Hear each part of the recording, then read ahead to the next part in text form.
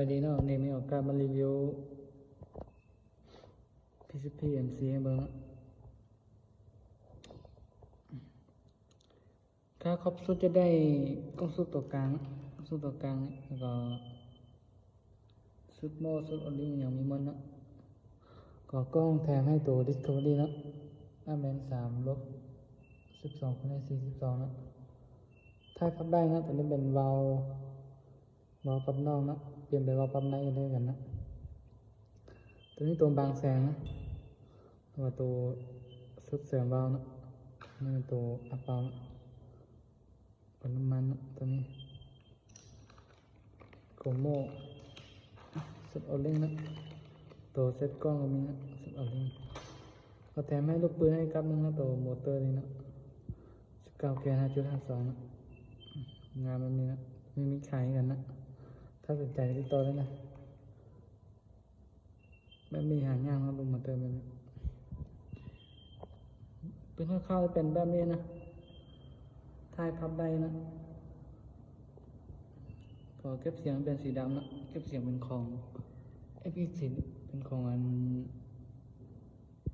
ตาติโก้นะกล้องตัวนี้มีแสงในตัวนะปรับนี้มีแสงสีแดงกับสีฟ้า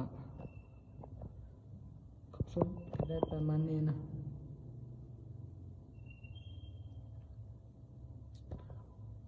ค่าจะแมน6 ล้าน 6นะค่าครบสุดเนี่ย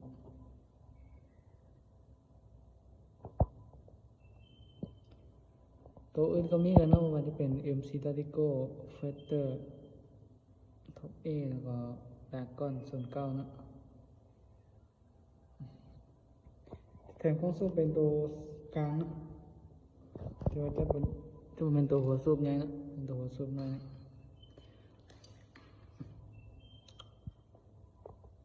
ประมาณนี้นะเครื่องก็งามนะ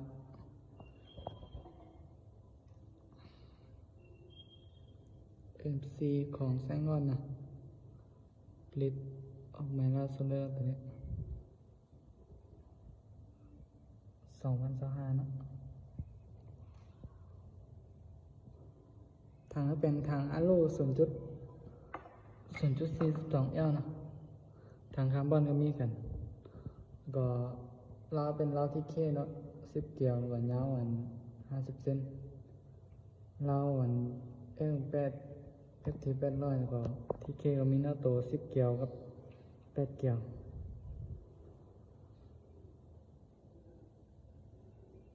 ตัวจุ่มแล้วก็ปรับฟังกับปรับอันนี้นะ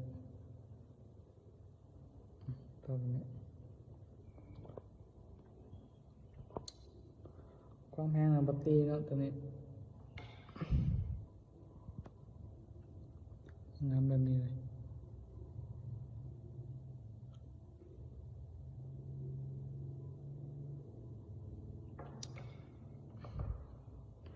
ถ้า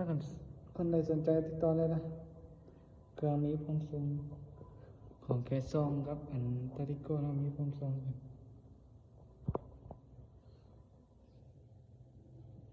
ซูมได้ตัวนี้นะ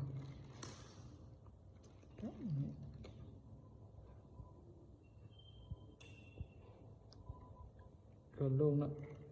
ต้องมีขายกันนะลงมีขายย่อยเลยหรือว่าไปจะเอาเป็นขายต่อก็ติดต่อได้นะเอาราคาพิเศษได้เครื่องเขาจะมีประมาณนี้นะครบสุดนะราคา6 นะราคาพิเศษได้